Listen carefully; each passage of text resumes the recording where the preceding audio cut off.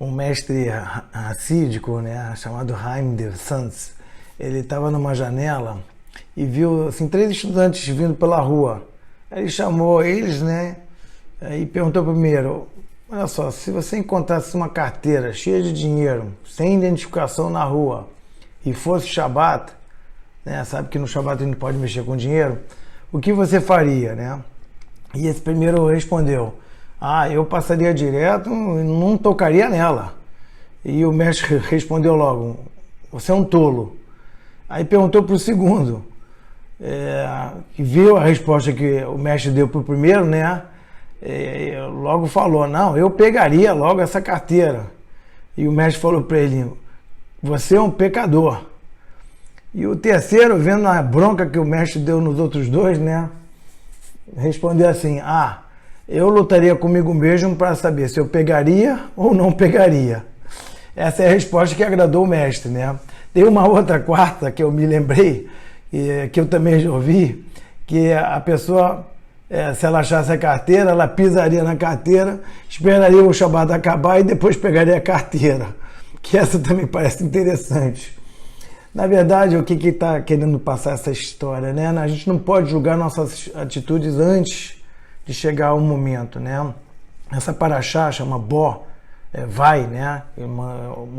Deus manda Moshe ir lá para falar as 3 últimas pragas para o faraó, que são as pragas do gafanhoto, escuridão e da morte dos primogênitos, né? Tá escrito que essas 3 pragas, Deus endureceu o coração do faraó, ou seja, ele tinha mais dificuldade para aceitar o que o Moisés estava falando, né? Então, nas outras ele tinha um livre-arbítrio mais fácil, ele poderia ter aceitado, mas nessas 3 últimas ficou mais difícil. Por quê? Porque também o faraó, ele viu os milagres, e ele poderia, através disso, também ficar mais fácil de ele acreditar em Deus, né? Vendo aquilo, as coisas acontecendo, as pestes acontecendo e acabando quando Moisés falava que ia acabar, tudo isso poderia facilitar para a cabeça dele ficar mais fácil de decidir. Por isso que foi o endurecimento, na verdade, foi o equilíbrio, para que ele pudesse tomar a decisão ainda com livre-arbítrio sobre isso, né? Agora, uma coisa curiosa sobre essa parte, que o faraó ele falou para o Moisés, olha só, Moisés, você pode levar os homens para o deserto, e você faz lá a reza só com os homens, não precisa levar as crianças, não precisa levar os velhos, não precisa levar o gado, os cordeiros, nada disso. Você vai lá com os homens e vai lá rezar, depois você volta. E o Moisés disse para ele: não, eu tenho que sair com todo mundo, inclusive com os animais também, não vai ficar um casco aqui para você, né? E aí tem uma mensagem interessante, que eu acho legal também, que acontece com todo mundo, né? A reza tem que ser feita por cada um, não adianta, não existe esse negócio de passar procuração para alguém rezar pela gente, entendeu? A gente vê muito isso, às vezes quando eu vou na sinagoga, alguém fala assim: reza por mim, tá? Mas não é assim, entendeu? Existe, né, na reza na verdade é chamada avodá, trabalho. E esse trabalho interior ele tem que ser feito por cada um. Não adianta eu querer fazer isso por você, você querer fazer isso por mim, entendeu? Isso cada um tem que fazer, parar um tempinho para pensar nisso, observar o mundo, ver as maravilhas que a gente tem, e aí você vai perceber essa coisa divina, entendeu? Uma das formas, né? É claro que existe a reza escrita também.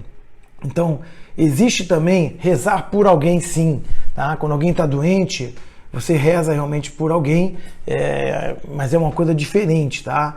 E existe também, como vocês já ouviram falar, as pessoas vão ao túmulo de um Rebbe e rezar, mas não está rezando para o Rebbe, só para deixar claro, está rezando pelos méritos do Rebbe, que isso existe desde das épocas bíblicas, né? Que às vezes a gente não tem méritos, mas aquele Rebbe é fora do padrão mesmo, entendeu?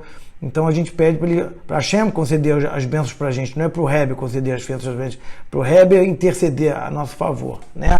Então a gente possa então escolher, né, assim como os estudantes, boas ações, ter boas decisões na hora certa, no momento que a gente precisa dessas decisões, né? Existe uma frase que eu gosto também muito: não se esforçou e ganhou, não acredita. Não se esforçou e não ganhou, acredita. Se esforçou e não ganhou, não acredita. E se esforçou e ganhou, acredita. Quer dizer o seguinte, se você não se esforça e ganha, também você vai perder.